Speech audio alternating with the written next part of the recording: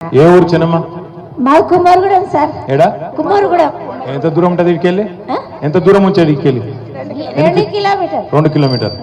ఇప్పుడు రేవంత్ రెడ్డి ప్రభుత్వం కాంగ్రెస్ వాళ్ళు రుణమాఫీ చేస్తా అని చెప్పారు. మీకు లోన్ ఉన్నదా? 54,000 ఉంది సార్, కాలేదు. 54,000 లోన్ ఉన్నది, మీకు కాలేదు. పక్కన పక్క. ఇప్పుడు ముఖ్యమంత్రి అబద్ధం చెప్తుండా, చెన్నమ్మ అబద్ధం చెప్తుందా? ముఖ్యమంత్రి చెప్తారే బ్యాంకులు రాలేదని. అట్లా కాదు, ముఖ్యమంత్రి అబద్ధం చెప్తుండా, చెన్నమ్మ అబద్ధం చెప్తుండా? మరి మాకు రాలేదు. మరి కేసు ఎవరి మీద పెడదాం? ముఖ్యమంత్రి మీద పెడదామా, చెన్నమ్మ మీద పెడదామా?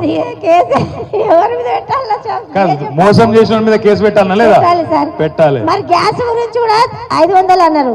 మరి 500 900 తీసుకుంటుండ్రు, 400 బ్యాంకులో పడతలేవు. పడుతున్నాయా? పడతలేవా? పడతలేవు సార్. లేవా? పడతలేవు.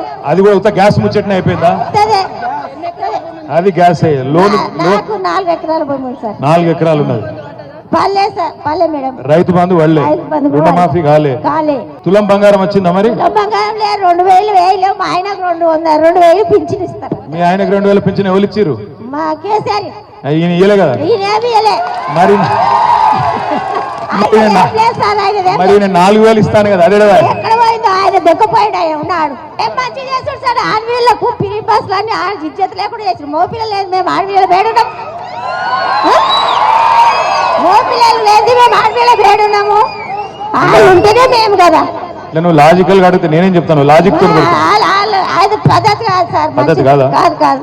సరే నేను చెప్తా. మరి ఎక్కడ ఎదురుగా పడితే చెప్తా, కానీ తప్పించుగా తిరుగుతుండే ఏం చేయాలి?